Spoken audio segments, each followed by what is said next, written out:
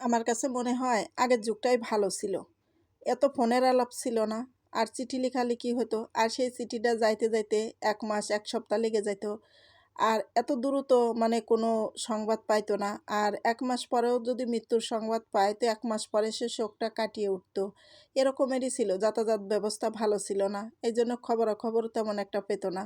অনেক দূরে যদি কেউ থাকতো কোনো খোঁজ খবর পাওয়া যেত না। তারপরেও সে টেনশনে থাকতো, কাজকাম করতো, চলতো। কিন্তু এখন টেনশনে থাকা যায় না। এখন হচ্ছে রাত নাই, ঋষি নাই। এই ফোনের যুগ আসাতে মানে যখন খুশি তখন ফোন দিচ্ছে। আর তখন যোগাযোগ ব্যবস্থা এখন তো ভালো, কিন্তু তখন তো যোগাযোগ ব্যবস্থা ভালো ছিল না। মানুষ অত মরতেও না। এত টেনশনও করতো না। মানুষ একটু মরতেও কম। আগের যুগে মানুষও দেখেন মরিছে কম।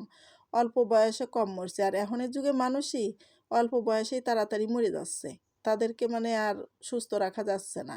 কারণ হচ্ছে ফোনের যুগে মানে যে এই যে চরাত করে একটা খবর আসতেছে, তারপরে আত্মীয়স্বজনের খবর আসতেছে, নিজের বাড়িতে খবর আসতেছে। এই খবর শোনার পরেতে তাড়াতাড়ি শোনার পরেতেই মাথার ভিতরে মানে ব্রেনে স্ট্রোক করে ফেলতেছে অনেকেই। স্ট্রোক করার পরের থেকেই দেখেন সে অনেক সময় মৃত্যুর কোলে ঢলে পড়তেছে। ওই দ্রুত খবর পেয়ে যাচ্ছে। দ্রুত খবর পাওয়ার পরেই কিন্তু তার জীবনটা এরকম হয়ে যাচ্ছে। আর খুব টেনশনের মধ্যে থাকতে হচ্ছে। প্রতিনিয়ত খবরাখবর পাচ্ছে। কনে কি হচ্ছে না হচ্ছে সবসময় পাই টু পাই খবর দিচ্ছে।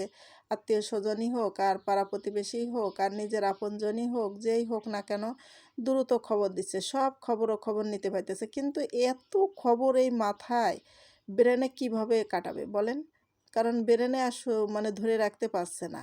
এই জন্যেই মানুষ কিন্তু তাড়াতাড়ি অল্প বয়সেই চলে যাচ্ছে। তা আমার কাছে মনে হচ্ছে যে আগের যুগটাই ভালো ছিল, শান্তশিষ্ট ছিল। চিঠি লেখালেখির যুগ ছিল, তাও ভালো ছিল। এরকম ছিল না। আর এখন ফোনের যুগ হয়ে হায়রে ভাই! যত মানে সহজ হইছে ততই মানে যে বিপদ ঘনিয়ে আসছে মানুষের। তা আপনারাই বলেন তো আগের যুগটা কেমন ছিল? চিঠি লেখালেখির যুগটা ছিল তখন ভালো ছিল, না এখন ফোন হয়েছে যোগাযোগ ব্যবস্থা ভালো হইছে না এখন ভালো হইছে? একটু কমেন্ট করে জানাবেন তো কোন যুগটা ভালো ছিল? তা প্রিয় বোনেরা, ভাইয়েরা, কথা বলতে বলতে দেখো ডিম ভাজি করছি। আর কত কিছু তো রান্না করলাম। এদিকে হচ্ছে পটল ভাজি করছি, মাছ দিয়ে পটল ঝোল করছি। আবার বলছে যে ডিম দিয়ে হচ্ছে মরিচ পেঁয়াজ দিয়ে একটু ভাজি করে দাও। তাই ডিম দিয়ে মরিচ পেঁয়াজ দিয়ে আবার ভাজি করে দিচ্ছি। আর তোমাদের সাথে যে কথাগুলো বললাম তোমরা অবশ্যই একটু কমেন্ট করে জানাবা।